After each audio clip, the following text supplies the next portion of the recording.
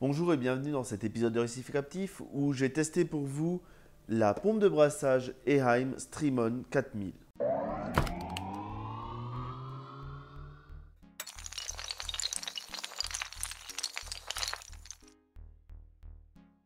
Cette pompe de brassage n'est pas adaptée au bac que j'ai derrière moi puisqu'elle ne fait que 4000 litres/heure de brassage. Je l'ai donc testée dans ma cave, dans ma batterie.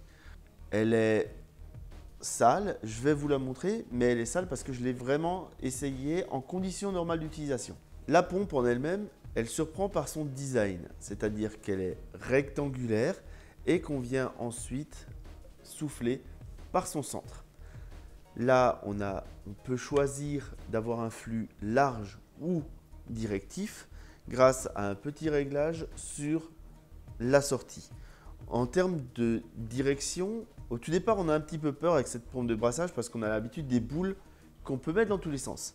Là, en fait, on a un rectangle, mais on peut aller dans toutes les directions aussi, vu qu'on peut venir faire tourner notre corps de pompe autour de son aimant et par conséquent, en positionnant l'aimant avec l'angle qui nous va, on peut très facilement venir brasser dans le sens que l'on souhaite. L'aimant extérieur est relativement imposant et il est puissant.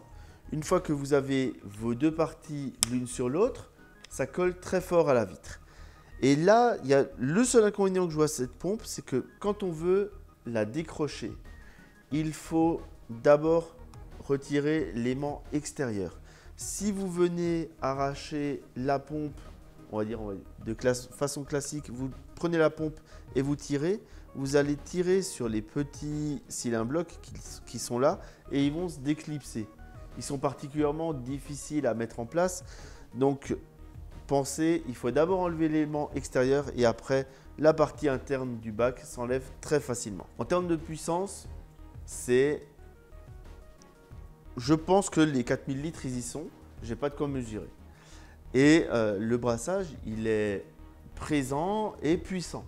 Donc une bonne petite pompe pour des aquariums qui ont 100, 200 litres. Et elle n'est pas très chère. Par contre, bien sûr, elle n'est pas contrôlable. Donc elle est soit en marche, soit éteinte. En pompe performante pour un petit bac, c'est une excellente pompe. J'espère que ce test matériel vous a plu.